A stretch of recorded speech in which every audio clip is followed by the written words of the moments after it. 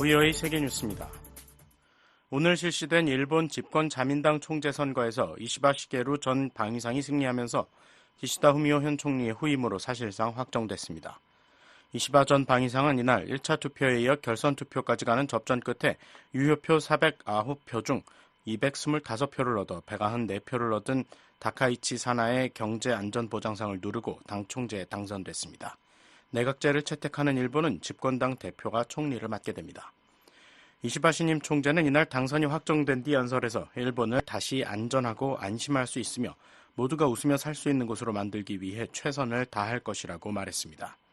이시바 총재는 최근 자민당 내에서 비자금 의혹이 불거진 가운데 유권자들의 신뢰를 회복해야 하는 과제를 안고 있으며 중국, 북한, 러시아의 도발에 대한 대처와 물가 상승 등의 경제 상황 극복 등에서도 시험대에 오를 것이라고 일본 언론들은 전했습니다. 올해 67살인 이시바 총재는 오는 10월 1일 임시국회에서 차기 총리로 공식 선출될 예정입니다. 국제사회는 북한이 사실상 핵 보유국이라는 점을 인정하고 대화에 나서야 한다고 라파엘 그로시 국제원자력기구 사무총장이 밝혔습니다. 그로시 사무총장은 이날 유엔 총회가 열리는 미국 뉴욕에서 가진 AP통신과의 인터뷰에서 유엔 안전보장이사회의 관련 제재와 국제법을 위반한 북한의 핵 프로그램을 비난했습니다. 이어 북한을 사실상의 핵무기 보유국으로 지칭하면서 이 현실을 인정한 가운데 북한과 대화에 나서야 한다고 말했습니다. 그로시 사무총장은 북한이 핵 활동을 중단해야 한다는 점을 계속 강조하는 것이 매우 중요하다면서도 동시에 우리는 대화가 중단된 것에 관해 진지하게 생각하기 시작해야 한다고 지적했습니다. 특히 우리는 선제적이어야 하며 대화를 위한 문을 열어야만 한다면서 북한과의 대화를 비롯한 여러 시도들이 이어져야 한다고 강조했습니다. 그로시 사무총장은 또한 북한과의 핵 관련 대화에서 핵 안전에 관한 주제가 다뤄져야 한다고 주장했습니다. 그러면서 최근 북한이 공개한 무기급 우라늄 농축시설 등으로 볼 때 북한은 방대한 규모의 핵 프로그램을 가지고 있으며 이는 아마도 세계에서 유일하게 국제 핵 안전 기준의 기본적 감시 체제가 들여다볼 수 없는 곳이라고 지적했습니다. 그로시 사무총장은 북한이 30에서 50개의 핵탄두를 보유하고 있는 것으로 추정되며 김정은 북한 국무위원장이 언급했던 기하급수적 규모는 아니지만 다른 여러 나라들도 핵탄두 보유고를 늘리고 있다고 말했습니다. 중국군 항공기 40여 대와 함정들이 이틀 연속 타이완 인근에 대거 출현했다고 타이완 국방부가 밝혔습니다. 타이완 국방부는 오늘 보도자료에서 26일 오전 6시부터 24시간 사이에 타이완 인근에서 작전 중인 중국군 항공기 41대와 함정 6척을 포착했다고 전했습니다. 이들 항공기 중 32대는 타이완 해협 중간선을 넘어 타이완 북부, 중부, 남서부 그리고 동부의 방공식별구역에 진입했다고 타이완 국방부는 밝혔습니다. 중간선은 양국 간의 군사적 충돌을 막기 위해 과거 미국이 선언했던 비공식 경계선이며 방공식별구역은 영공 방위를 위해 국제관행상 영공의 경계로부터 일정 거리에 설정하는 공역으로 해당국은 진입하는 항공기의 식별과 통제 조치 등을 취할 수 있습니다. 타이완군은 상황을 주시하면서 공군기, 해군 함정 그리고 연안 미사일 체계에 중국군의 관련 활동에 대한 대응을 지시했다고 타이완 국방부는 밝혔습니다. 앞서 타이완 국방부는 25일 오전 6시부터 다음 날 오전 6시 사이에도 중국군 항공기 43대와 함정 8척이 타이완 인근에 출현했다고 밝혔으며 34대의 항공기가 타이완 방공식별구역에 대거 진입했다고 전한 바 있습니다. 중국군의 이 같은 활동은 일본 해상자위대 사자나미 구축함이 25일 호주, 뉴질랜드 함정과 함께 타이완 해협을 통과한 가운데 이루어졌습니다. 중국은 타이완을 자국 영토로 주장하면서 타이완 섬 인근에서 크고 작은 군사활동을 거의 매일 이어가고 있습니다.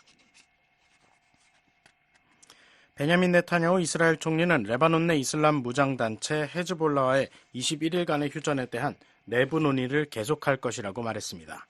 네타냐후 총리는 오늘 성명에서 우리 팀들은 미국의 구상과 이스라엘 북부 주민들을 집으로 안전하게 돌려보낸다는 공통의 목표를 어떻게 진전시킬지 논의하기 위해 어제 만났다며 이같이 밝혔습니다. 그러면서 앞으로 며칠에 걸쳐 이 같은 논의는 계속될 것이라고 덧붙였습니다. 네타냐후 총리는 전날 이스라엘 외무장관이 북쪽에서의 교전 중지는 없을 것이라면서 일시 휴전안을 거부한 데 대해서는 별도로 언급하지 않은 채 미국 주도의 휴전 구상에 대해 많은 잘못된 보도들이 있다고만 말했습니다. 네타냐후 총리는 이날 제79차 유엔 총회에서 연설할 예정입니다. VOA 세계뉴스 김시영입니다.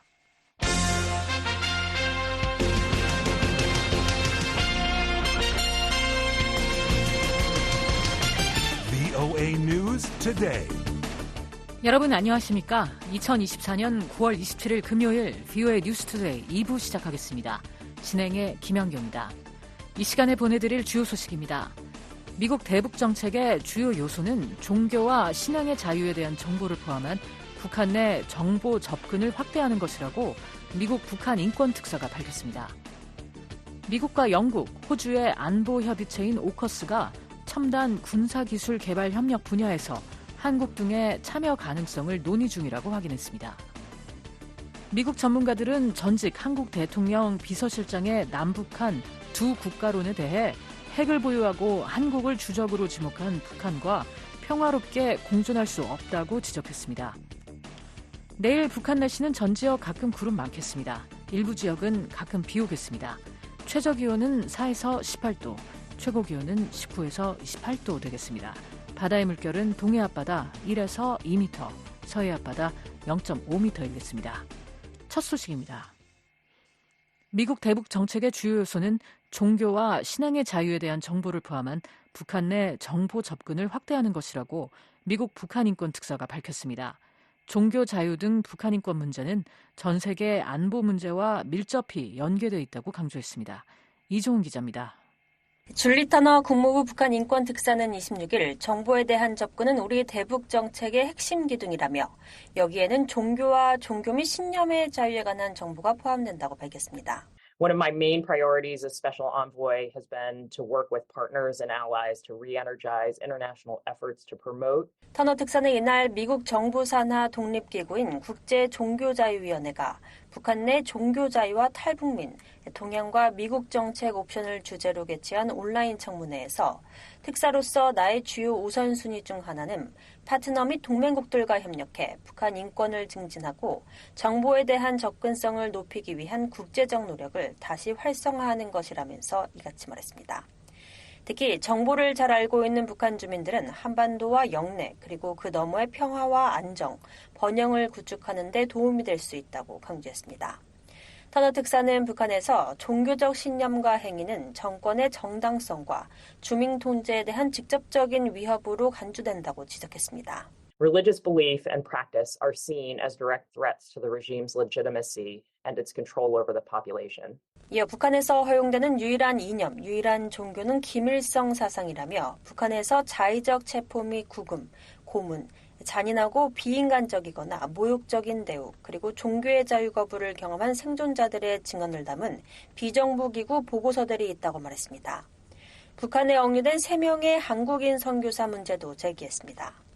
터너 특사는 억류된 한국인 선교사 김정욱 씨, 김국기 씨, 최춘길 씨를 거론하면서 선교사와 정치적 반대 세력으로 간주되는 사람을 부당하게 억류하는 북한의 관행은 종교나 신념의 자유를 위축시키고 개인을 직무시키며 외부 정보에 대한 접근을 제한하려는 노골적인 시도라고 비판했습니다. The DPRK's practice of unjustly detaining missionaries and perceived political opponents is a blatant attempt to curtail freedom of religion or belief. 터너 특사는 북한 내 인권 상황은 국제 평화 및 안보와 불가분의 관계에 있다며 북한 내 종교 자유 문제 해결은 영내 안보를 위해서도 중요하다고 강조했습니다. 조직적인 탄압은 김씨 정권이 수많은 안보리 결의를 위반하면서 불법 대량 살상 무기 및 탄도미사일 프로그램을 계속 개발하고 점점 더 도발적인 방식으로 행동할 수 있게 한다는 지적입니다. The human rights situation in the DPRK is inextricably linked to international peace and security. 그러면서 종교의 자유에 대한 제한 문제를 다루는 건 영내 안보를 보장하기 위한 근본적인 조치라고 강조했습니다. 또 우리는 인권을 포함한 모든 문제에 대해 전제 조건 없이 북한과 대화를 재개하는 데 관심이 있음을 다시 한번 강조하고 싶다고 말했습니다. 이날 청문회에 참석한 미국 내 북한 인권단체 대표도 대북 정보 유입의 중요성을 강조했습니다. 북한 인권위원회의 그레그 스칼라튜 사무총장은 김정은 정권의 폭정 아래선 극적인 변화가 없는 한 시민사회는 존재하지 않으며 초기 시민사회에 대한 희망도 없다고 말했습니다. 이어 특히 지하 기독교 교회가 시민사회의 도래에 대한 유일한 희망을 제공한다고 강조했습니다. Under the tyranny of the Kim Jong-un regime, there is no civil society and no hope for a nascent civil society. 그러면서 외부 세계로부터 정보를 유입하고 북한 지하교회를 지원하는 건 국제 시민사회 및 뜻을 같이 하는 민주주의 국가들이 북한 주민들에게 힘을 실어주고 내부로부터 평화로운 변혁을 끌어내기 위해 할 수 있는 최선의 방법이 될 것이라고 강조했습니다. 한국 인권단체인 북한인권시민연합의 요한나 호선약 부국장은 북한의 종교 박해와 관련된 중요한 요인 중 하나는 중국 정부의 역할이라며 북한 국적의 개인과 종교단체 간의 교류는 대부분 중국에서 이뤄진다고 밝혔습니다. A significant factor related to religious persecution in North Korea is the role of Chinese government. 호선약 부국장은 이런 종교인들은 종종 탈북 난민을 지원하는 주요 창구 역할을 하는데 우리는 중국과 북한 당국 간 매우 긴밀한 협조가 이뤄지고 있음을 목격했다고 지적했습니다. 앞서 국제종교자유위원회는 지난 5월 발표한 2024 연례보고서에서 북한을 종교자유 특별우려국으로 재지정할 것을 국무부에 권고했습니다. 종교자유 특별우려국은 정부가 국민의 종교자유를 심각하게 침해하거나 박해하는 것을 용인하는 국가를 의미하는데 북한은 2001년부터 특별우려국으로 지정되어 오고 있습니다. 국제종교자유위원회는 1998년 국제종교자유법에 따라 설립된 독립적인 정부기관으로 전 세계 종교자유 침해를 감시하고 이에 대한 권고안을 미 정부에 제공합니다. 북한은 자국 내 종교자유에 대한 미국 등 국제사회의 비판에 북한 헌법에는 종교의 자유가 보장돼 있다고 주장하며 외부 비판은 왜곡된 선전이라고 반박해왔습니다. VOA 뉴스 이조은입니다. 한국과 일본의 관계 개선이 영내 외교 태세를 재편했다고 주일 미국 대사가 진단했습니다. 일본의 영내 역할 확대와 군 현대화 노력도 긍정적으로 평가했습니다. 조상진 기자가 보도합니다. 남 이메뉴얼 주일 미국 대사는 25일 인도태평양 지역에서 미국이 직면한 3대 도전 과제 중 하나로 한반도를 거론했습니다. I think there are three challenges that are known. Obviously, there's a bunch of unknowns. One is what's happening right now in the South China Sea with the Philippines, which is why. 이메뉴얼 대사는 이날 윌리엄 갈로 VOA 서울 지국장과의 인터뷰에서 관련 질문에 현재 필리핀과 남중국해에서 벌어지고 있는 일과 타이완 해협 문제 그리고 멀지 않은 곳에 있는 38선이 3대 도전이라고 말했습니다. 특히 중국이 영내 제기하는 위협을 거론하며 이것이 바로 미국과 일본, 필리핀이 참여하는 3자 협력과 해군 및 해안경비대의 협력, 공조가 중요한 이유라고 말했습니다.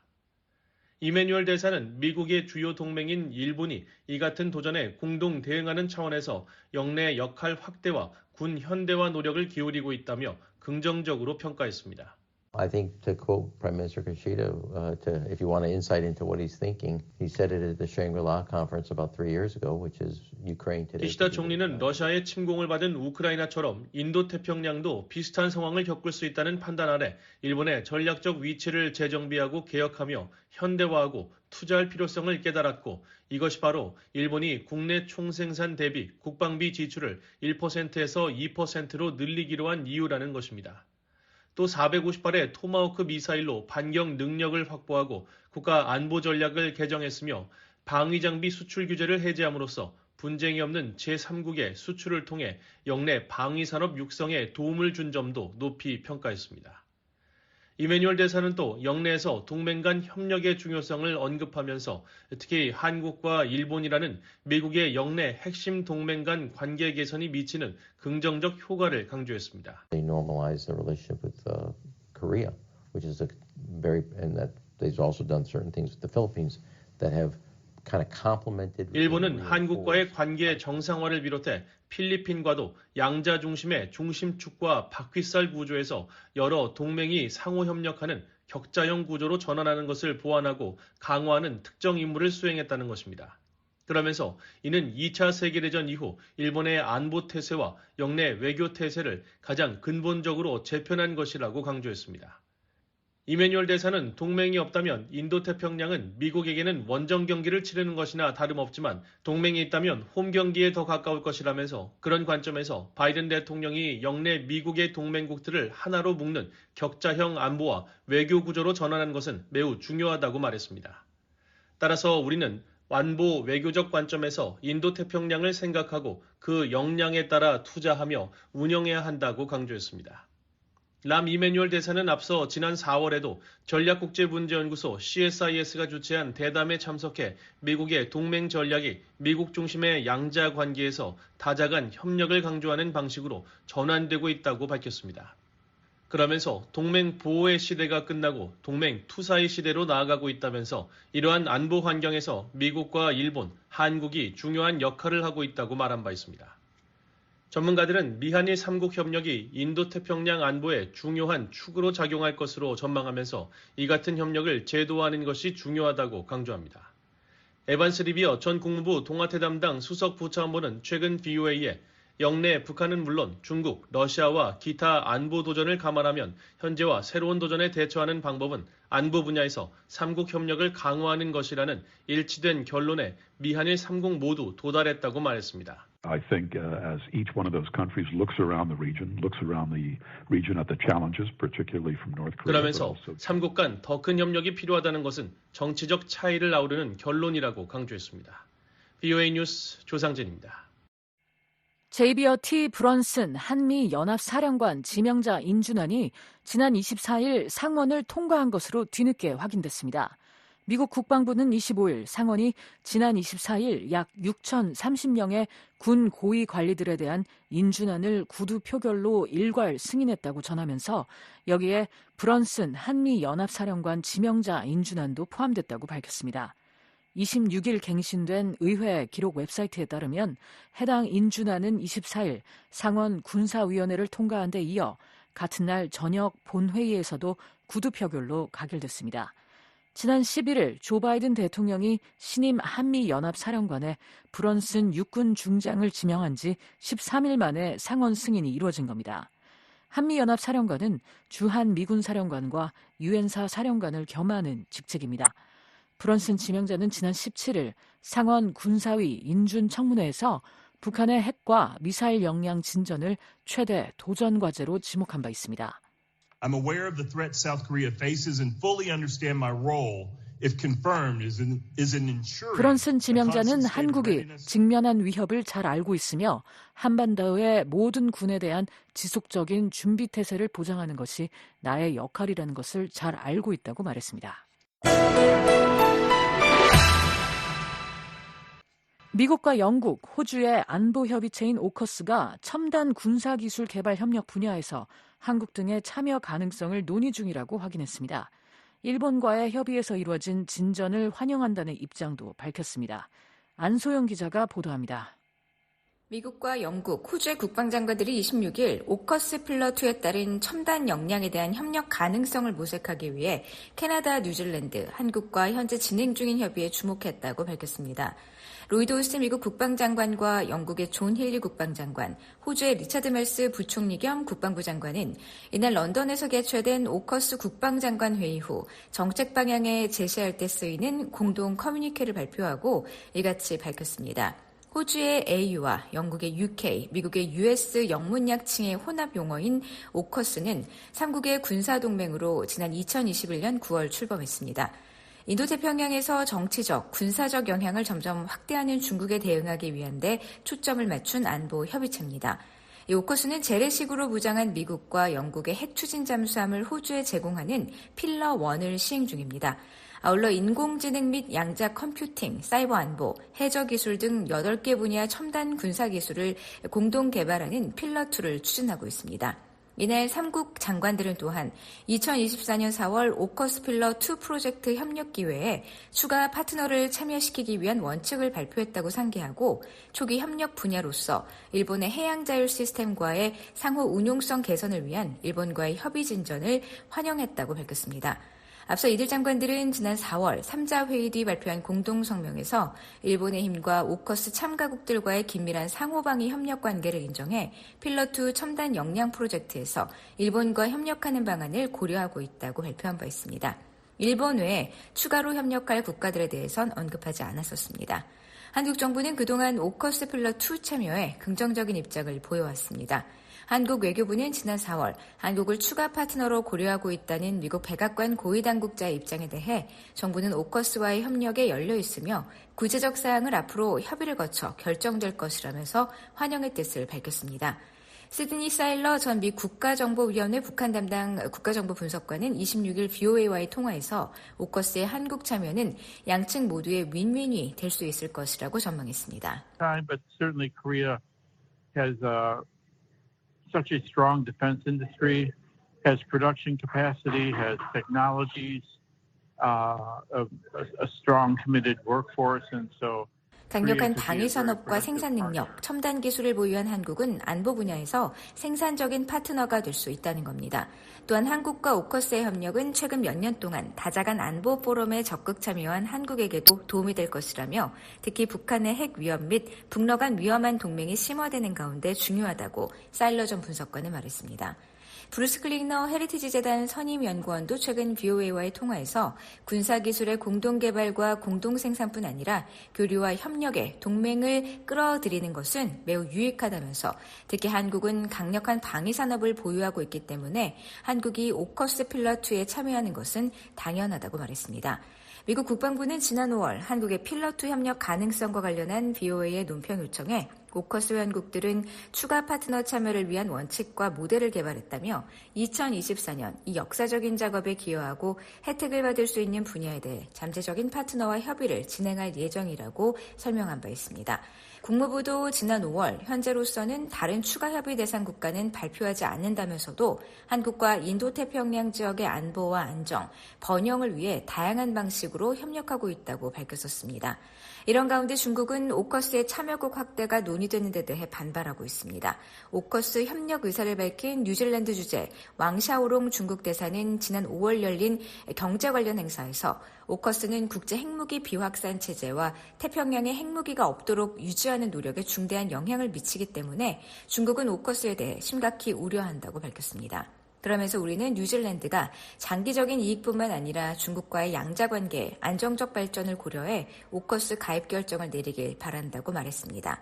한편 북한의 노동당 기관지 노동신문은 지난 23일 미국이 오커스와 쿼드를 확장해 한국, 일본, 호주 등을 자국의 편에 서도록 강요하고 추종 세력을 동원해 중국과 러시아를 제압하려 한다고 주장했습니다. VOA 뉴스 안소영입니다.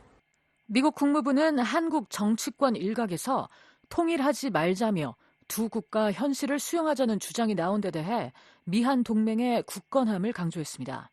국무부 대변인은 25일 한국 정치권의 논의와 관련해 남북한 통일에 대한 국무부의 입장은 무엇이냐는 VOA의 질의에 즉답을 피한 채 미국과 한국 간의 오랜 철통 같은 동맹은 동북아시아와 인도태평양, 그 너머의 평화, 안보 번영에 기여해왔다고 밝혔습니다. 이어 우리는 북한과 진지하고 지속적인 외교의 길을 열려는 한국의 목표를 지지한다며 동맹국, 파트너들과 협력해 북한의 인권, 책임 규명, 정보 접근성을 증진하는 데 전념하고 있다고 밝혔습니다. 문재인 정부 대통령 비서실장을 지낸 임종석 전 실장은 지난 19일 열린 9.19 공동선언 6주년 기념식 기조연설에서 객관적 현실을 받아들이고 두 개의 국가를 수용하자며 통일하지 맙시다라고 말했습니다. 이에 대해 윤석열 대통령과 한국 고위관리들 등 정치권에서 비판적인 목소리가 나왔습니다. 미국 전문가들은 전 한국 대통령 비서실장의 남북한 두 국가론에 대해 핵을 보유하고 한국을 주적으로 지목한 북한과 평화롭게 공존할 수 없다고 지적했습니다. 분단 현실을 받아들인 인식이라는 반응도 나온 가운데 전직 관리들은 미국이 한국 주도의 통일을 지지할 것이라고 말했습니다. 조은정 기자가 보도합니다. 에반스 리비어 전 국무부 동아태 담당 수석 부차관보는 임종석 전 한국 대통령 비서실장이 통일하지 맙시다라며 두 국가 현실을 수용하자고 한 데 대해 이 발언의 문제는 북한과 평화롭게 사는 것이 실제로 가능하다고 생각하는 데 있다고 말했습니다. Kim Jong-un was not saying his regime would live in peace with the Republic of Korea. Quite the contrary. 리비어 전 수석 부차관보는 26일 VOA와 전화통화에서 김정은은 한국과 평화롭게 살겠다고 하지 않았다며 김정은은 궁극적으로 북한 주도의 국가에 한국을 폭력적으로 흡수 통일할 것임을 밝혔다고 덧붙였습니다. 리비어 전 수석 부차관보는 임 전 실장이 북한의 주장을 앵무새처럼 되풀이하고 북한의 손을 들어주는 접근법을 지지하고 있다는 비난을 스스로 자초하고 있다며 이는 정말 불행한 일이라고 말했습니다. 앤드류 여 브루킹스 연구소 한국 석좌도 25일 VOA와의 전화통화에서 북한이 핵을 가지고 있는 상태에서 평화는 없다며 핵 보유국과 평화적 공존을 얘기하는 것은 모순이라고 말했습니다. I don't think you can have peace while North Korea still has nuclearization. So if you mean peaceful coexistence with a nuclear state, then that's 한국은 핵무기를 가지고 있지 않고 북한만 가지고 있기 때문에 북한이 비핵화해야 평화를 이룰 수 있고 통일로 나아갈 수 있다는 것입니다. 여석좌는 이어 한국 헌법에 통일이 명시돼 있는 상황에서 통일을 포기하자는 것은 위헌이라고 덧붙였습니다. 문재인 정부 대통령 비서실장을 지낸 임종석 전 실장은 지난 19일 열린 9.19 공동선언 6주년 기념식 기조연설에서 통일을 꼭 해야 한다는 강박관념을 내려놓자며 단단히 평화를 구축하고 이후의 한반도 미래는 후대 세대에게 맡기자고 말했습니다. 또 객관적 현실을 받아들이고 두 개의 국가를 수용하자고도 했습니다. 이에 대해 윤석열 대통령과 한국 고위 관리들 등 정치권에서 비판적인 목소리가 나왔습니다. 앞서 김정은 북한 국무위원장은 지난해 12월 당 중앙위 전원회의에서 북남 관계는 더 이상 동족 관계, 동질 관계가 아닌 적대적 두 국가 관계라고 규정하고 통일은 성사될 수 없다고 밝힌 바 있습니다. 시드니 사일러 전 국가정보위원회 북한 담당 국가정보분석관은 통일 정책이 평화를 훼손한다거나 평화를 추구하려면 통일을 포기해야 한다는 생각은 인위적인 구분이라고 지적했습니다. 그러면서 북한이 최근 두 개의 국가를 주장하는 것은 한국과의 경쟁에서 이길 자신이 없기 때문이라고 말했습니다. 자유민주주의, 자유시장경제, 인권을 존중하는 국제사회의 책임 있는 일원으로서 한국이 주도하는 통일은 현 북한 체제에 직접적인 위협이 되기 때문이라는 것입니다. North Korea is threatened by the prospects of unification. Because unification under Seoul's lead as a liberal democracy, free market economy. 이어 북한이 통일을 목표로 포기하는 것은 상당 부분 그런 인식에서 나온 것이라며 정치, 경제, 심지어 문화, 사회적 가치 측면에서도 한국과 경쟁할 수 없기 때문이라고 말했습니다. 데니엘 스나이더 스탠퍼드 대학 동아시아학 교수는 자신이 오랫동안 알고 지내온 임 전 실장은 진보 진영에서 통일을 열정적으로 옹호하는 사람이라며 목표를 통일이 아닌 공존으로 전환해야 한다고 말한 것은 놀랍다고 말했습니다. 스나이더 교수는 26일 VOA와 전화통화에서 이같이 말하며 통일을 장기적 목표로 유지할지에 대한 문제가 아니라 남북한 간 적대감이 심화되고 최소한의 교류가 붕괴되는 것에 대한 그의 반응이라고 이해한다고 말했습니다. 다만 미한 동맹의 대북 억지력은 유지돼야 한다고 스나이더 교수는 지적했습니다. We've strengthened extended deterrence on the part of the United States and South Korea to basically, tell South North Koreans that any 스나이더 교수는 미국과 한국은 확장 억제를 강화했고 북한이 핵무기를 사용하거나 사용을 위협하기만 해도 그에 상응하는 대응을 할 것이라고 경고했다고 말했습니다. 그러면서 이러한 억지력의 균형이 여전히 유효하다고 생각하며 특히 한국이 북한의 재래식 공격에 대해 스스로를 방어할 수 있는 능력을 보여주는 것은 중요하다고 말했습니다. 스나이더 교수는 또 영구 분단이 평화로 이어진다고 생각하지 않고 그 반대가 될 수도 있다고 지적했습니다. 서로 관여하지 않는 적대적인 두 국가가 있으면 분쟁의 가능성이 높아지기 때문이라는 것입니다. 그레그 브레진스키 조지 워싱턴대 역사학 교수는 국제사회에서 남북한을 서로 다른 두 국가로 보고 있고 남북한 관계가 개선되기를 희망하는 현실을 인정한 것으로 보인다고 말했습니다. They're just in an attempt to acknowledge the reality that exists on the ground and look at the possibility of 그저 현실을 인정하고 남북이 국가 대 국가로 서로를 대하고 통일에 대한 생각을 제쳐두면 실제로 어떤 방식으로든 상황이 나아질 수 있지 않을까 하는 가능성을 보려는 시도일 뿐이라는 것입니다. 이어 단기적으로 두 개의 코리아라는 현실을 받아들인다고 해서 장기적으로 통일의 가능성이 완전히 닫힌다고 생각하지 않는다며 남북한이 서로의 주권을 인정하고 위협 수준을 낮추는 평화적이고 개선된 관계의 모델을 제시한다면 상황을 개선할 수 있다고 생각한다고 말했습니다. 한편 전문가들은 설령 한국이 북한과 통일을 포기하고 두 국가론을 추구한다고 해도 미국의 한반도 정책에는 큰 영향이 없을 것으로 내다봤습니다.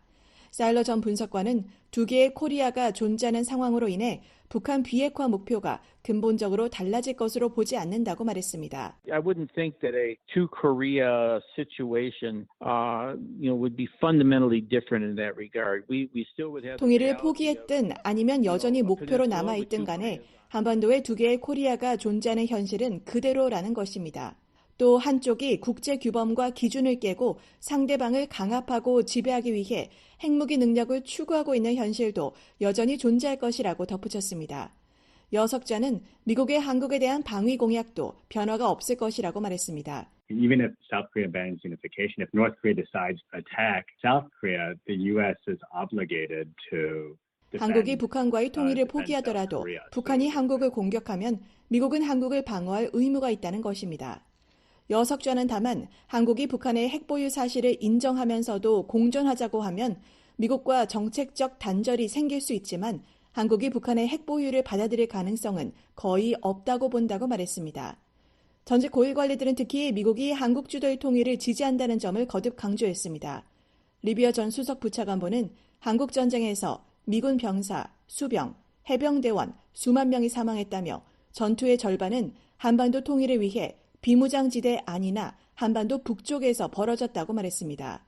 Tens of thousands of American soldiers, sailors, and Marines died in the Korean War. 그러면서 이는 한반도 통일을 위한 한국의 노력을 지원하는 미국의 약속과 결의를 보여주는 것이고 그런 결의는 여전히 유효하다고 말했습니다. 사일러 전 분석관도 한국 국민들 사이에서 통일을 향한 동력이 생긴다면 북한 주민들의 생활 수준을 개선하고 수년 동안 전체주의 독재 정권 하에서 겪었던 고통에서 해방시키려는 동력이 생긴다면 미국이 통일을 막거나 실패한 북한 정권을 지지하려 할 것이라고 생각하지 않는다고 말했습니다. VOA 뉴스 조은정입니다. 중국의 위협이 점증하는 데 대응하기 위해 한국과 일본 등이 국방비를 늘려야 한다고 전 백악관 국가안보보좌관이 주장했습니다. 미한일 3국 협력의 중요성도 강조했습니다. 안준호 기자가 보도합니다. 로버트 오브라이언 전 백악관 국가안보보좌관은 26일 한국이 국방비를 국내 총생산 GDP의 2.5% 수준에서 미국처럼 3에서 3.5%로 올려야 한다고 말했습니다. 오브라이언 전 보좌관은 이날 미국 기업연구소 AEI가 미국 안보에 대한 중국의 포괄적 위협을 주제로 개최한 대담에 출연해 점증하는 중국의 위협에 대응할 미국의 부담을 동맹이 분담해야 한다면서 이렇게 말했습니다. We need our allies to pitch in. The South Koreans are up to 2.5% of GDP in defense. Those numbers need to go to 3% or 3.5% like the United States. 트럼프 행정부에서 국가안보보좌관을 지낸 오브라이언 전 보좌관은 일본이 아베 신조, 스가 요시히데, 기시다 후미오 총리 정부에서 국방부를 크게 늘린 것을 보면 차기 총리도 그렇게 할 것이라고 확신한다고 말했습니다. 미국의 안보 전문가들도 한국의 분담금 증액이 미국 조야의 초당적 요구이자 다수의 인식이라고 말하고 있는 가운데 미한 양국은 2026년부터 적용될 제12차 방위비 분담금 특별협정 SMA 협상을 지난 4월부터 시작했습니다. 지난 4월 하와이에서 첫 회의를 가진 이후 한 달에 한두 차례씩 회의를 진행해왔으며 8차 회의가 25일부터 27일까지 서울에서 열리고 있습니다. 양국이 지난 2021년 체결한 제11차 SMA는 2025년 말까지 유효합니다. 11차 SMA에 따라 정해진 2021년 방위비 분담금은 전년 대비 13.9% 오른 1조 1,833억 원입니다. 이어 2025년까지 분담금은 한국의 국방비 증가율에 맞춰 인상키로 했었습니다. 한편 오브라이언 전 보좌관은 이날 대담에서 중국과 러시아의 핵 위협을 언급하면서 우리는 농축 우라늄과 플루토늄을 전적으로 러시아에 의존하고 있다며 원심 분리기 몇 대를 돌리기 시작했지만 북한과 이란은 미국보다 훨씬 더 많은 원심 분리기를 사용하고 있다는 걸 명심해야 한다고 말했습니다. 이어 북한과 이란의 핵 프로그램은 어느 정도 우리보다 앞서 있다며 물론 러시아와 중국도 마찬가지라고 덧붙였습니다. 그러면서 우리가 핵게임에 다시 참여해야 한다고 주장했습니다. But keep in mind, North Korea and Iran are spinning far more centrifuges than America has. To some extent, the North Korean and Iranian... 오브라이언 전 보좌관은 또 미한일 3국 협력의 중요성도 강조했습니다. 그는 매우 유능한 일본 해군과 자유대, 한국과 미국 등 3국 역량이 합쳐지는 것은 좋은 소식이라며 윤석열 한국 대통령과 기시다 총리, 바이든 대통령의 캠프 데이비드 정상회의에 대해 바이든 정부의 공로를 인정한다고 말했습니다. 다만 이를 위한 토대는 트럼프 정부에서 마련됐다면서 당시 문재인 대통령이 일본에 호의적이지 않은 어려운 상황에서도 우리는 동맹을 유지하는 데 주력했다고 말했습니다. When you take the capabilities of Japan, which has an incredibly capable Navy and self-defense force, you take the capabilities of South Korea. 오브라이언 전 보좌관은 또 인도, 호주, 미국, 일본의 쿼드와 미한일 3국 동맹, 미국, 영국, 호주의 오커스, 태국, 필리핀과의 조약 동맹 등이 중국을 두렵게 한다며 자유롭고 개방된 인도태평양이란 아이디어는 중국의 큰 위협이라고 말했습니다. BOA 뉴스 안준호입니다. 북한이 새로운 선박을 국제해사기구 IMO에 등록했습니다. 중국에서 중고 선박을 구매한 것으로 추정되는데 최근 모든 군함을 IMO 목록에서 삭제한 이후 첫 움직임입니다. 함지아 기자가 보도합니다. 전 세계 선박의 등록 현황을 보여주는 국제해사기구 IMO의 국제통합해운 정보 시스템 GISIS에 최근 새로운 북한 선박이 등재됐습니다. 이 선박은 온정호로 이전까진 중국 선적의 황렌 6호였지만 작년 7월 선적과 이름을 바꿨습니다. 이는 온정호가 지난해 북한 해사감독국에 등록됐지만 IMO에는 이 같은 사실이 약 1년 2개월 늦게 보고됐다는 것을 의미합니다. 최근 북한은 수개월 전에 구매한 선박을 뒤늦게 IMO에 보고하는 양상을 보이고 있습니다. 온정호를 등록한 주체는 평양 동대원 구역 소재 온정쉬핑 회사로 IMO는 이 회사가 소유주가 된 시점을 작년 7월 3일로 안내하고 있습니다. 온정호는 중량 톤수 481톤의 소형급 선박이며 건조 연도는 2008년입니다. 건조 첫 해부터 줄곧 황렌 6호로 운항되다가 지난해 북한 선박으로 다시 태어났는데 이는 북한이 해당 선박을 구매했을 가능성을 보여줍니다. 유엔 안보리는 지난 2016년 채택한 대북결의 232호를 통해 유엔 회원국이 북한의 선박을 판매하거나 북한 선박을 구매하지 못하도록 했습니다. 따라서 명백한 안보리 대북결의 위반이지만 북한은 최근 몇 년 동안 중고 선박 구매를 가속화하고 있습니다. 앞서 BOE는 GISIS 자료를 분석해 북한이 2023년 한 해 동안 최소 45척의 중고 선박을 구매했다고 전한 바 있습니다. 이번 온정호 사례를 더하면 북한이 지난해 구매한 선박은 46척으로 늘어납니다. 남아프리카 공화국 해군 대령 출신으로 유엔 안보리 대북제재위원회 전문가 패널에서 활동한 닐 바츠 전 위원은 최근 BOA와의 전화통화에서 북한의 중고 혹은 신규 선박 구매는 유엔 제재 위반이라며 그러나 지난 3년간 북한이 50에서 70척의 선박을 인수한 것으로 추정된다고 지적했습니다. It's a violation of the resolutions for North Korea to acquire new or used vessels. So it's believed that they've acquired between 50 and 이어 선박의 명의를 도용하고 바꾸는 행위를 많이 해서 정확한 내용은 파악하기 어렵지만 북한이 선박 시장에 접근하고 있는 것만큼은 분명하다고 덧붙였습니다. 이번 신규 선박 등록이 최근 북한의 해군 함정 등록과 삭제 조치 이후 처음이란 점도 주목됩니다. 북한은 지난 8월 말 IMO에 잠수함 13척을 대거 등록한 바 있습니다. 이후 BOA가 관련 사실을 보도하자 북한은 부담을 느낀 듯 다음날 이들 잠수함 목록을 삭제했으며 또 하루가 지난 뒤에는 기존에 있던 해군 함정 약 180여 척의 자료까지 모두 지웠습니다. 따라서 현재는 북한의 상선만 해당 목록에 남아 있습니다. BOE 뉴스 함지아입니다.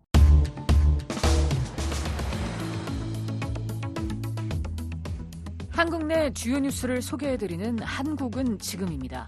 최원기 기자 나와 있습니다. 어서 오세요. 안녕하십니까. 네, 오늘은 어떤 소식이 있나요? 서울 강남에서 자율주행 택시 운행이 시작됐다는 소식 전해드리겠습니다. 또 북한에서 휴대전화 사용자가 늘었다는 소식도 준비되어 있습니다. 네, 먼저 자율주행 택시가 시작되는 소식부터 살펴볼까요? 네, 26일부터 서울 강남에서 최초로 심야 자율주행 택시 운행이 시작됐습니다. 서울시는 이날부터 강남 일대에서 국내 최초로 심야 자율주행 택시 무료 운행을 시작한다고 밝혔습니다. 전 세계에서 가장 복잡한 도시민 강남에서 첨단 교통기술 서비스가 시작된 겁니다. 네, 하나씩 짚어보죠. 이게 자율주행 택시니까 운전기사 없이 택시 스스로 운전해서 가는 건가요? 그렇습니다. 자율주행 택시에는 8개의 첨단 라이다 센서와 10개의 첨단 카메라 그리고 컴퓨터가 장착되어 있습니다. 그래서 손님이 핸드폰으로 자율주행 택시를 불러서 목적지를 입력하면 자동차가 스스로 운전해서 목적지까지 손님을 태워다 주는 겁니다. 다만 자율주행 택시 시험 기간 중에는 시험 운전자 1명이 동승하며 택시가 어린이 보호구역 등을 통과할 때는 컴퓨터 대신 운전자가 운행하기로 했습니다. 네. 그렇다면 손님이 자율주행 택시를 타고 싶으면 어떻게 해야 하는 건가요? 한국 사람들이 사용하는 휴대전화에는 이미 일반 택시를 호출하는 카카오티라는 앱이 깔려 있습니다. 따라서 택시를 부르는 앱을 이용해 자율주행 택시를 부르면 됩니다. 자신이 서 있는 장소를 입력하고 또 가고자 하는 목적지를 입력하면 잠시 뒤에 자율주행 택시가 옵니다. 네. 그래서 자율주행 택시에 올라타면 택시가 자동으로 가는 건가요? 그렇습니다. 손님이 택시에 타면 자율주행을 시작합니다라는 말이 나오고 택시가 출발합니다. 자율주행 택시는 컴퓨터 내비게이션이 설정한 경로를 따라 속도를 내고 사거리에는 신호등에 따라 정지하며 또 좌회전 구간에는 깜빡이를 켜고 또 차로를 바꾸면서 주행합니다. 네, 자율주행 택시가 어떻게 다른 차와 부딪히지 않고 스스로 운전을 하는 걸까요? 제가 아까 자율주행 택시에 카메라와 라이더 센서, 컴퓨터가 장착돼 있다고 말씀을 드렸는데 네. 그것이 바로 그런 일을 하는 겁니다. 카메라가 도로와 신호등 같은 주변 상황을 파악하고 라이더 센서는 끊임없이 주변 차량과 사람들의 움직임을 파악해 컴퓨터에 자료를 보냅니다. 그러면 컴퓨터가 주변 자동차의 움직임과 거리 속도를 파악해 안전한 속도로 운전하는 겁니다. 네, 자율주행 택시가 서울 전역을 운행하나요? 아닙니다. 지금은 시험 기간이기 때문에 강남구의 역삼, 대치, 도곡, 삼성동과 서초동 등 일부 지역에 한해 자율주행 택시 석 대가 운행하는데요. 운행 면적은 11.7 평방킬로미터입니다. 이용 가능 시간은 월요일부터 금요일까지 밤 11시부터 다음날 새벽 5시까지며 승객은 3명까지 탈 수 있습니다. 또 폭우나 폭설의 경우 운행이 중단됩니다. 택시 요금은 얼마나 하는지 궁금한데요. 지금은 자율운행 택시 시험 기간이기 때문에 요금은 영원 무료입니다. 서울시는 올해까지 자율운행 택시를 무료 운행하고 내년에 유료로 전환할 예정입니다. 네, 미국에는 이미 자율주행 택시가 있죠. 그렇습니다. 미국에는 자율운행 택시를 로보택시라는 이름으로 부르고 있는데요. 로보택시는 미서부 샌프란시스코에서 운행을 시작했고 텍사스주 오스틴 등에서도 서비스가 시작됐습니다. 네, 이번에는 다음 소식으로 가보죠. 북한에서 휴대전화 사용자가 크게 늘었다고요? 네, 이것은 미국 워싱턴 크림슨 센터의 마틴 윌리엄스 연구원이 북한 전문 매체인 38로스에 공개한 내용인데요. 여기에 따르면 북한이 신종 코로나 사태에서 벗어나 무역을 재개하면서 2년 새 스마트폰, 그러니까 지능형 전화기 가입자가 최대 700만 명에 달했다고 주장했습니다. 네, 여기 미국에서는 애플, 삼성 같은 스마트폰이 잘 팔리는데 북한 주민들은 어떤 핸드폰을 쓰나요? 북한 사람들은 주로 아리랑, 평양 2423, 진달래, 삼태성 같은 휴대전화를 들고 다니는데요. 주로 중국산 부품을 수입해 북한에서 조립한 게 대부분입니다. 또 가격은 싼 것이 $200, 비싼 것은 $600 수준인데요. 한 달 월급이 $1가 안 되는 것을 감안하면 상당히 비싼 겁니다. 네, 그러네요. 장마당 상인들이 또 휴대전화를 많이 쓴다고요? 네, 휴대전화는 장마당 상인들의 필수품입니다. 예를 들어 장마당 상인이 중국에서 어떤 물품을 들여오려면 중국 상인과 가격 흥정을 대부분 휴대폰으로 합니다. 또 수입된 물건을 평성, 사리원, 함흥으로 유통시킬 때도 지방 상인들과 물품 가격과 도착 시간, 가격 흥정 등을 휴대폰을 통해 합니다. 또 환율도 휴대전화로 알아봅니다. 또 북한에는 전화돈이라고 해서 평양 상인들과 지방 상인들은 전화로 돈을 주고받는 경우도 있다고 합니다. 아, 그렇군요. 한국의 영화나 노래도 휴대전화를 통해 확산된다면서요? 네, 탈북자들에 따르면 북한에는 휴대전화에 한국 음악과 영화를 저장해 놓고 보는 사람도 많다고 하는데요. 또 북한의 젊은이들이 자체 제작한 영상이 휴대폰을 통해 퍼지는 경우도 있습니다. 네. 예를 들어서 남자친구가 컴퓨터로 동영상을 만들어 휴대전화로 여자친구에게 보내는 경우도 늘고 있다고 합니다. 네, 흥미롭습니다. 그런데 북한 주민들도 자신들의 휴대전화가 도청되고 있다는 걸 알고 있을까요? 대부분 알고 있다고 합니다. 탈북민들은 통화 중에 이상한 신호음이나 미세한 음질 변화가 있으면 보위부가 도청을 하는 것으로 생각한다고 말했습니다. 네, 한국은 지금 최원기 기자였습니다.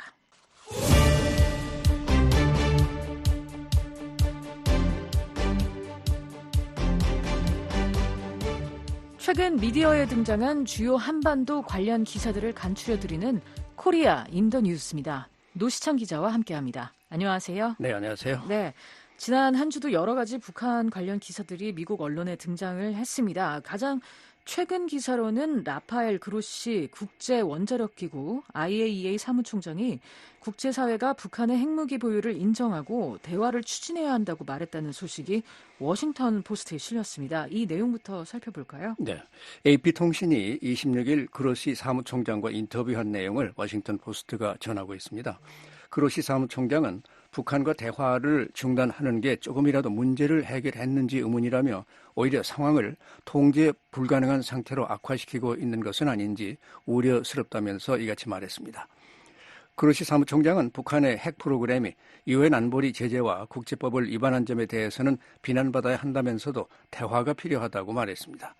그로시 사무총장은 2006년에 북한이 사실상 핵무기 보유국이 된 이후에 국제사회의 대화 시도가 없었고 이후 북한의 핵 프로그램이 크게 확대됐다고 말했습니다. 그로시 사무총장은 북한 내 상황이 매우 우려스럽다고 지적하고 그러나 그것이 동시에 외교적 움직임이 필요하다는 것을 말해준다고 강조했습니다. 그로시 사무총장은 북한과의 접촉은 신뢰를 회복하기 위해 극히 신중하고 준비된 외교적 행동으로 진행돼야 한다 이렇게 강조했습니다. 네, 북한이 두 자릿수의 핵폭탄을 제조하기 위해 충분한 우라늄을 보유한 것으로 보인다는 한국 정보기관의 발표 내용, 워싱턴 포스트가 또 보도를 했군요. 네, 한국 국정원이 26일 비공개로 열린 국회의 정보위원회 회의에서 북한이 두 자리 숫자의 핵무기를 만들 수 있는 플루토늄과 우라늄을 보유 중이라고 말한 내용을 전하고 있습니다. 국정원은 또 북한은 계속해서 남한을 겨냥한 더욱 강력하고 정확한 미사일을 개발하고 있다고 말했다고 합니다. 북한이 김정은 위원장의 최근 비밀 우라늄 농축 시설 방문을 공개한 것도 대선을 앞둔 미국의 핵무기 생산을 늘리겠다는 의지를 내보인 것이라는 국정원의 분석도 전하고 있습니다. 네. 국정원은 7차 핵실험 가능성에 관한 질문에는 11월 대선 이후 감행할 가능성이 있다고 전망했다고 합니다. 그렇군요. 그에 앞서서 북한의 김여정 노동당 부부장이 핵 전쟁 능력을 강화하겠다고 위협했다는 소식도 있었는데요. 그 기사도 간추려 볼까요? 네, AP통신이 전하는 내용을 여러 신문들이 인용 보도하고 있습니다. 김여정 부부장이 24일 최근에 미국 핵 잠수함의 부산 입항에 항의하면서 가한 위협이었습니다. 조선중앙통신에 실린 김여정의 성명은 미국 잠수함의 입항은 미국의 군사적 전략적 시도를 분명하게 드러낸 것이라며 북한의 핵 제압력은 질량적으로 지속적으로 그리고 한계 없이 강화돼야 한다는 것이라고 강조했다고 이 통신은 전했습니다. AP통신은 미국의 항공모함이나 핵추진 잠수함, 폭격기 등 미국 전략 자산의 한국 전개가 드문 일은 아니지만 미국은 북한의 핵 위협을 강화함에 따라서 지난 한 해 그 같은 전개를 늘려왔다고 보도했습니다. 네. 북한의 오물풍선에 관한 기사도 여기저기 눈에 띕니다. 이 내용도 정리를 해볼까요? 네네. 지난주 뉴스위크, ABC, 텔레비전 등 여러 미디어들이 관련 기사를 실었습니다. 시사 주간지 뉴스위크는 북한의 계속되는 풍선 보양으로 한국인의 어떤 피해라도 발생하면 중대한 결과를 초래할 것이라고 한국이 경고했다는 소식 전하고 있습니다. ABC 방송은 한국합동참모본부가 23일 북한의 풍선으로 한국인이 다치기라도 하면 북한은 군사적 조치에 당면할 것이라 이렇게 발표했다고 전했고요. 시사주간지 US 뉴스 앤 월드 리포트지는 북한의 풍선으로 한국의 공항들이 지장을 받고 있다고 보도했습니다. 7월 이후에 인천 김포 공항의 활주로가 거듭 폐쇄됐다고 전하고 있습니다. 이 주간지는 북한이 지난 5월 말 이래 5,500개가 넘는 쓰레기 풍선을 거듭 남쪽으로 날려보냈다고 전했습니다. 네. 또 미국과 한국이 주한 미군 주둔비에 관한 새로운 협상을 할 수도 있다. 이런 내용을 CNN이 보도를 했네요. 네. 현재의 합의는 2025년 말까지 효력을 갖고 있습니다. 그런데도 양측은 도널드 트럼프 전 대통령이 재선될 경우를 대비해서 새로운 합의를 해둬야만 할 긴급성을 느끼고 있다고 미국의 전 현지 관리들이 말하고 있다고 보도하고 있습니다. 네. 이 현재 합의는 한국이 그 전 합의보다 13.9%가 늘어난 약 10억 달러를 한국이 부담하게 되어 있습니다. 이런 가운데 새로운 합의를 위해서 8월 말까지 여러 차례 양측 간 협상이 진행돼 왔다고 합니다. 네. 미 국무부 관리는 현행 협상에 대해서 언급하기를 거부하고 있지만 미국은 공정하고 정당한 결과가 나오기를 기대한다 이렇게 말했다고 합니다. 한국 외교부도 이에 대해서 언급을 하지 않고 있다고 전하고요.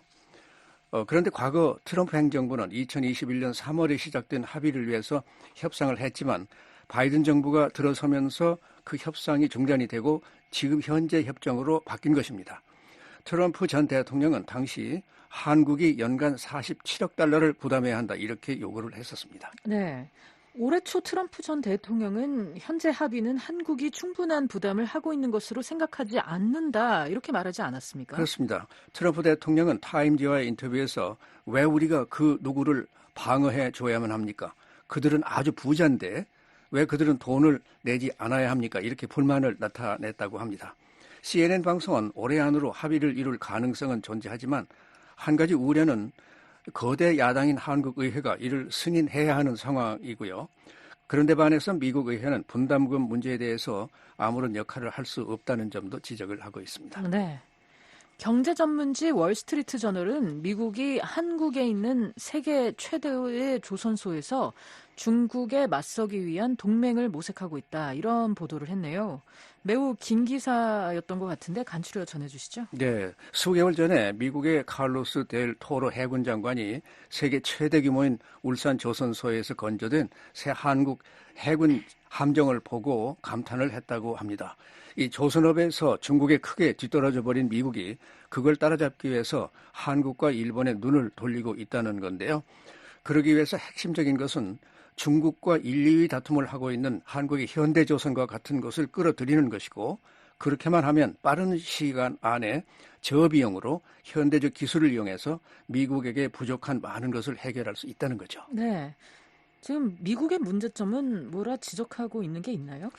월스트리트 저널 신문을 보면 상당히 심각한 상태로 느껴집니다. 네. 우선 중국의 해군 전함 규모가 현재 미국을 크게 압도하고 있습니다.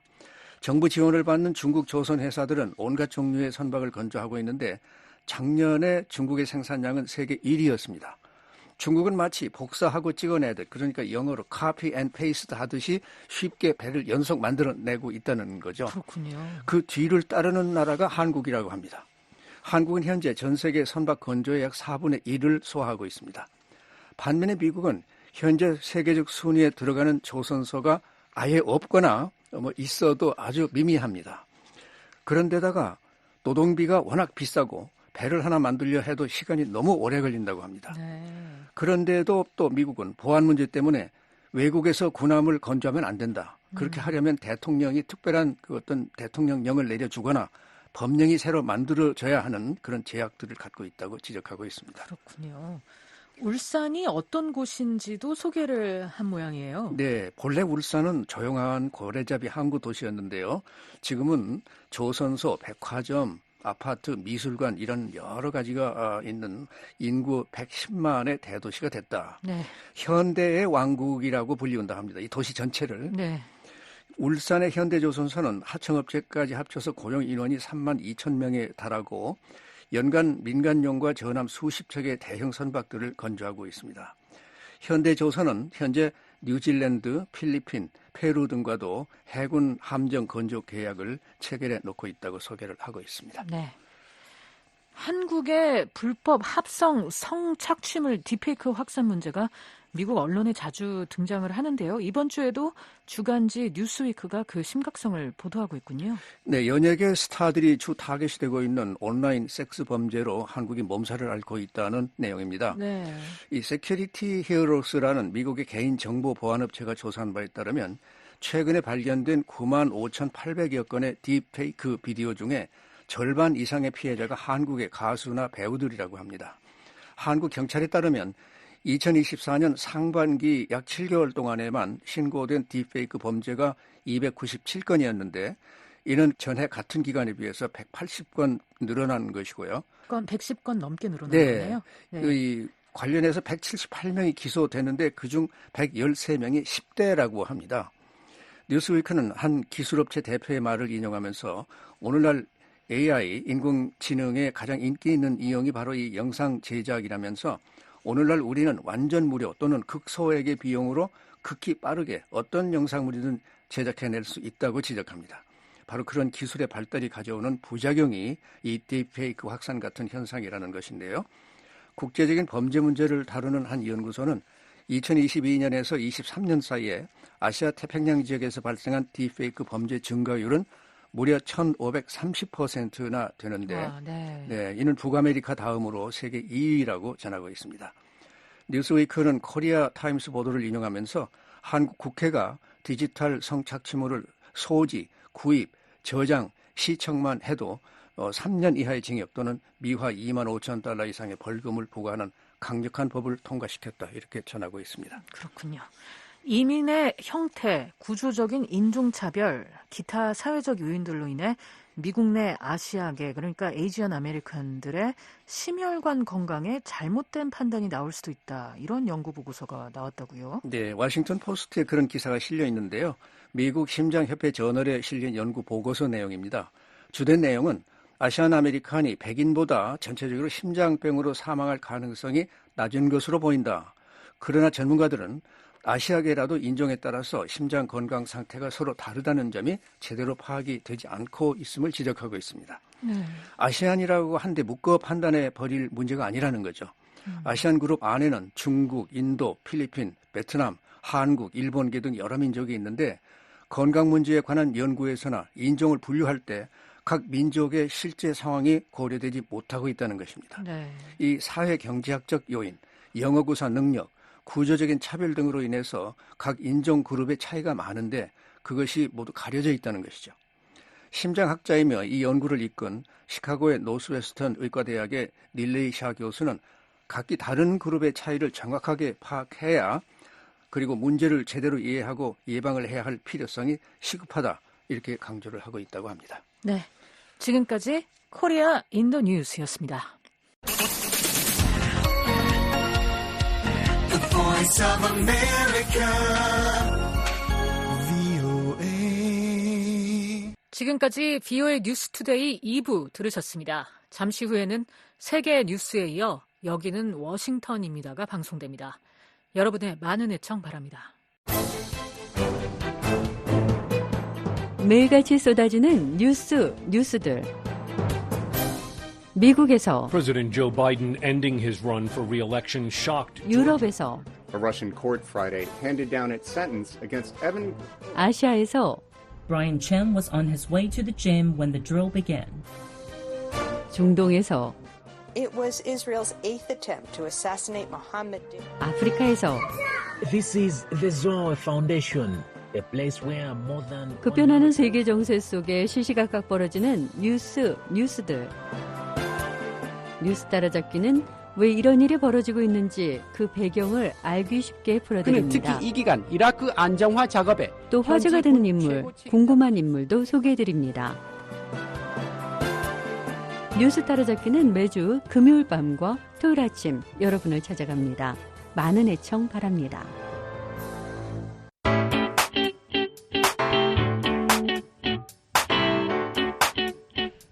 매일 저녁 보내드리고 있는 VOA 방송 주파수 안내입니다.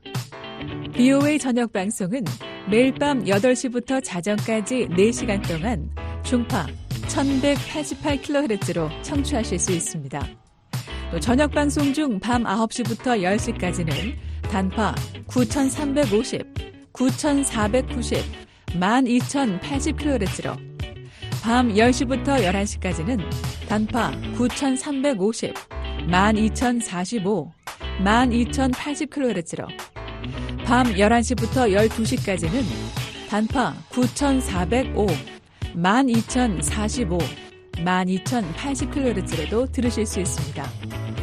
또 인터넷으로도 청취 가능한 VOA 방송 웹사이트 주소는 www.voakorea.com입니다.